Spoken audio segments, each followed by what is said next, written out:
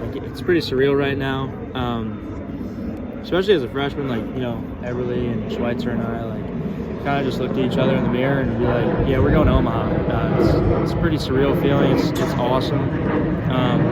But we always thought we'd be here one day. That's why we came to Louisville. That's why we wanted to put another banner up on the wall. You know, it's been 6 years since we've been here. And, I think we're deserving of it.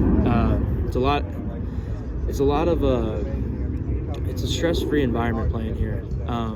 You know, everyone's loose out there. We got a type of chemistry that a lot of guys don't have. We love each other to death, and it's just I never thought I'd find that type of love as a freshman. You know, coming in here and find that type of brotherhood. It's awesome.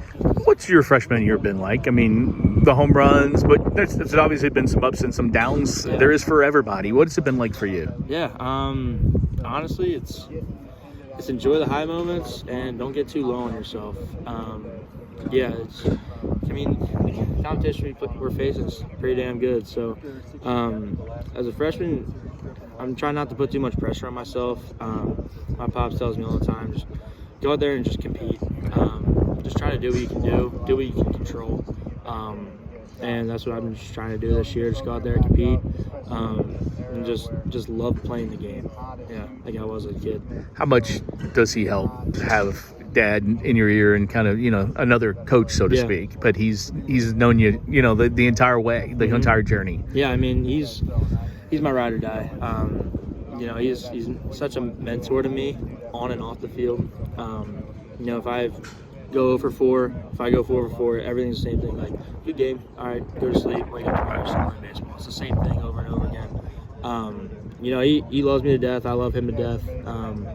And he preaches the same thing that Coach Mack and all the other coaches preach here. It's just a lot of competing. Right. That's the bottom line. Yeah, it's awesome. For you obviously, the team and the winning is the best, but the record, the home runs and the freshman record, how cool is that? There's some pretty good names on that board that had good freshman years. Yeah, I mean, hasn't really sunk in yet because, you know, we're not done playing ball.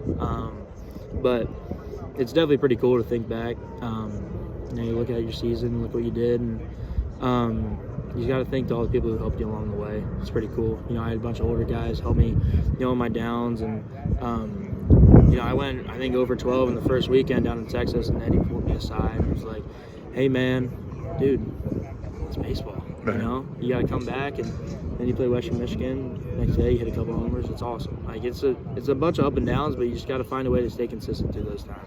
People always talk about the way college sports are, and you know, NIL and everything, the transfer portal and everything. When you have a weekend like you guys did, and you hear Eddie's name chanted and all that, how cool was that for everybody to see? I got goosebumps, I will say. I batted lower than he did in that game, so I got to witness it from the dugout, not on the on-deck circle. And I was just sitting there, and I was looking around, all the people, all the 6,000 that were here, and it was like, wow. I mean, talk about, you know, development, talk about love, talk about, you know, putting a city on your back. It's pretty darn cool to realize that, you know, just, you know, he's an icon here. He built his legacy here, and it's so cool. Yeah, just to witness it.